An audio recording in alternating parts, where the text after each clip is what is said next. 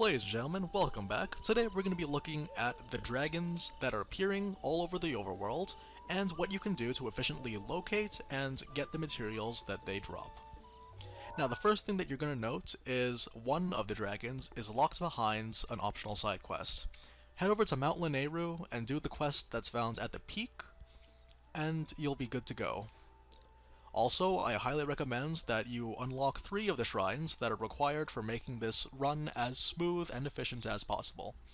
So to begin, you want to head over to the Lakeside Stable and open this Shai Uto shrine.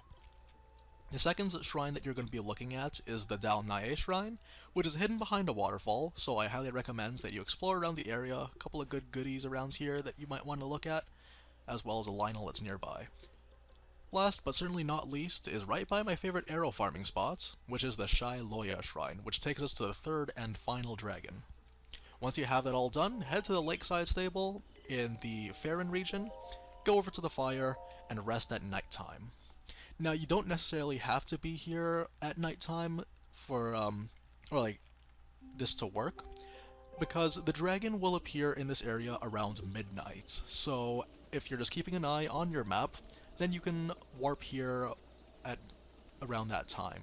So, for the most part though, you can actually just wait around here starting at 9 o'clock and wait 3 in-game hours. You'll know it's time to actually start when you get attacked by a Yiga Ninja. That's the main indicator. So, while we're waiting for that dragon to appear, why do you even want to get the materials? The most important thing to note is the fact that you'll need 2 shards of each dragon's horn to fully upgrade your champion's tunic to +4. Now the reason why that's so important is because the champion's tunic at 4 upgrades actually has among the highest, if not the highest, defense rating for armor pieces in the game.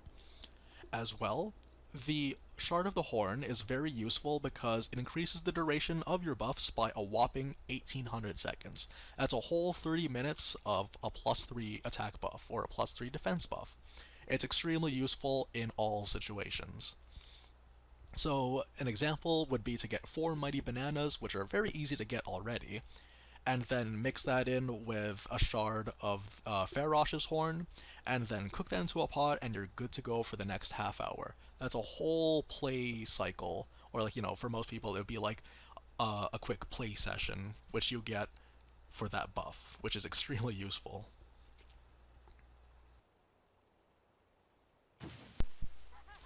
So, just like I said earlier, the main indicator for knowing when the dragon's going to be right over there is when you get attacked by this ninja here. Now, most people would recommend using defensive armors or resistance armors because each of the dragons correspond to one of the 3 elements. In the case of Farrosh, it's electricity, so if you have the rubber set that you can get in this area, then by all means use it if you think it'll be useful.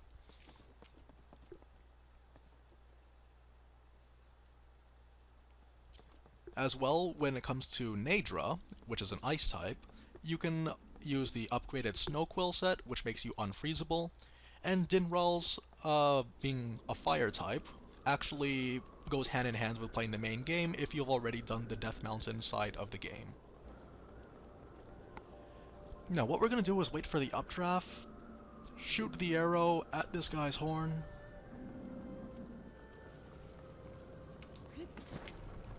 try our best to avoid the lightning if we can.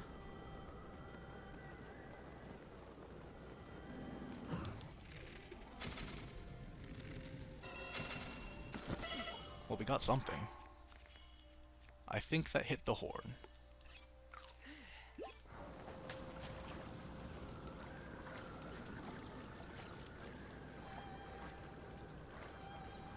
Alright, so it's all the way over there.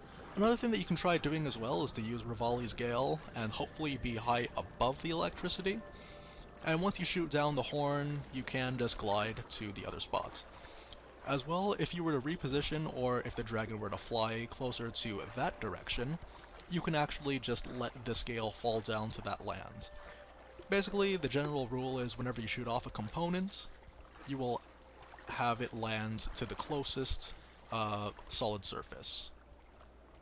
Now, it's mainly just unique to Farrosh because we're doing it in such a water area, such a water-centered area, a water-based area. So that's one thing to keep in mind as well. Quickly just use the Cryonis so we can claim our prize.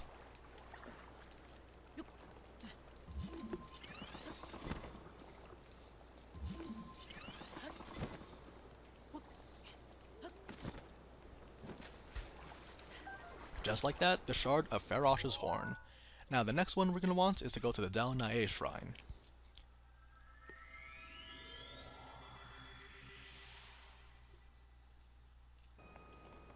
Now that we're over at the shrine, just leave the way that you came in when you went to the shrine at the first place, and focus your attention to the left side of the cliffs, which is what we're going to be climbing up.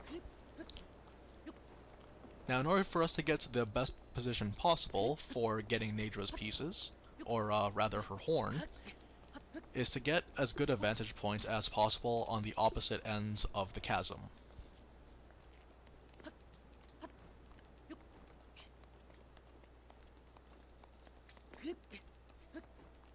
Now don't worry if you don't have as much stamina as I do, because you'll still have plenty of time to spare when you reach the top.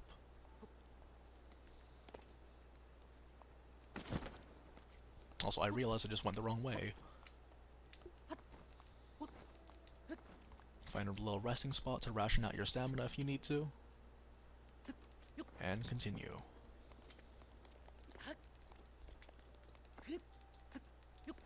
Just keep heading your way up until you reach this area. And right across from me you can see that there's a hill, which will be the vantage point we'll be taking to get to the other side of the chasm.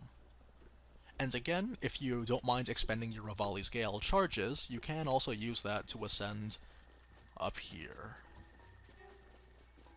Now our primary goal is just to get across.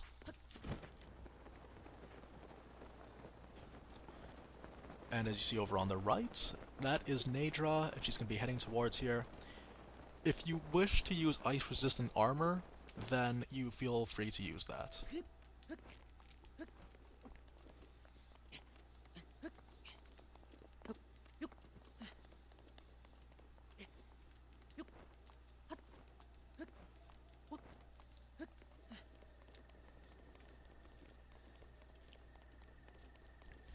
Alright, so long as you're overlooking this particular area of the map, you should be able to get a good vantage point that you can just drop a couple of arrows from above.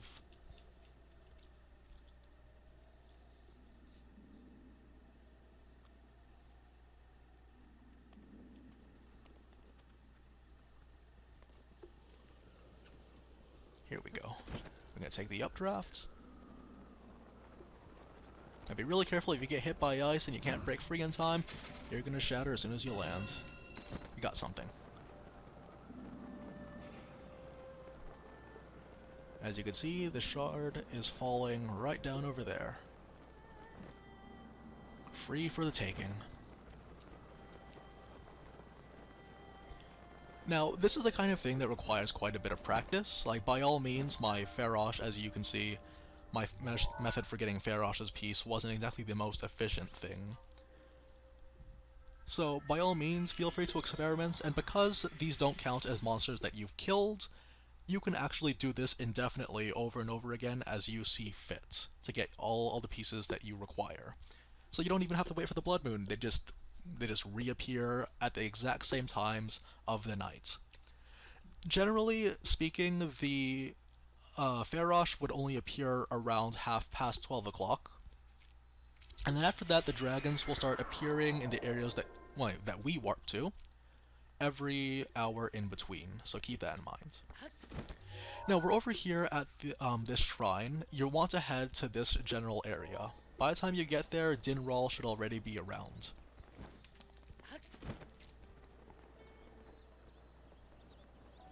And again, it usually takes about 1 hour of in-game time, so not real-life time, but game time, for the dragons to be able to appear. So it's a little slow to start at first, but if you're just looking for horns and you don't care about a specific one, you can just keep doing Farrosh over and over and over again.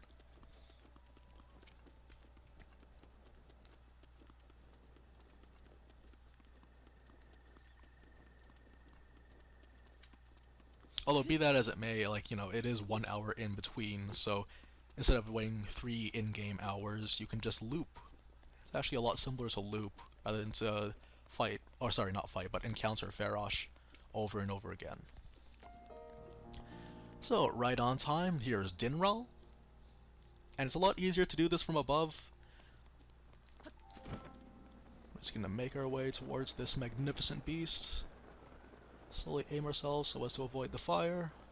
It's heading straight for us, but that's okay, we're gonna panic. We hit something.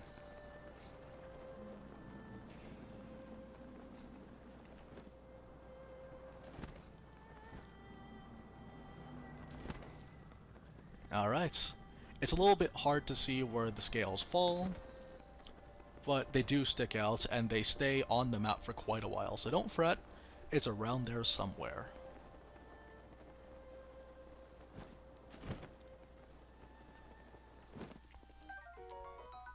And that is the shard of Dinraal's horn. Now, if you want to do it again, it's really that simple. All you have to do is just head over to this shrine, the Shai Uto shrine.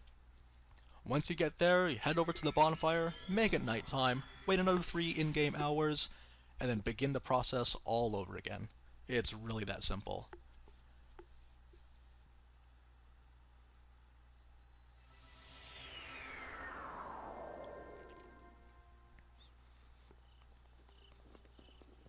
So we just head away from the shrine towards the bonfire. Because it's daytime, the bonfire will perpetually be on. Make it nighttime.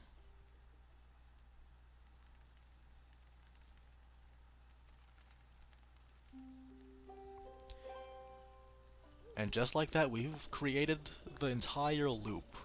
So admittedly, it is a bit of a grind, but if you have some time to spare, or you want to do something on the side, it is a lot better if you have something to keep you preoccupied, if you just don't want to focus too much on most of this game, if you do have the option for that. And because this is Nintendo Switch, you can carry it around with you everywhere, so if you're on your commute, this is something that is a viable alternative for you. Otherwise, it's just business as usual. Head over here, wait until 12 o'clock, and begin the cycle all over again. I hope you guys enjoyed this, and if you guys found any more efficient methods for taking, especially Farrosh, as you can see there, I didn't exactly have the most perfected technique, but if you guys have your own ideas of the best way of harvesting these parts, feel free to let me know in the comments, and I'll see you guys in the next video. We have some more Zelda on the way, couple of extra bonus contents that I'm going to be looking at, as well as looking at some additional side quests and challenges for the upcoming stream later this week. Alright, see ya guys.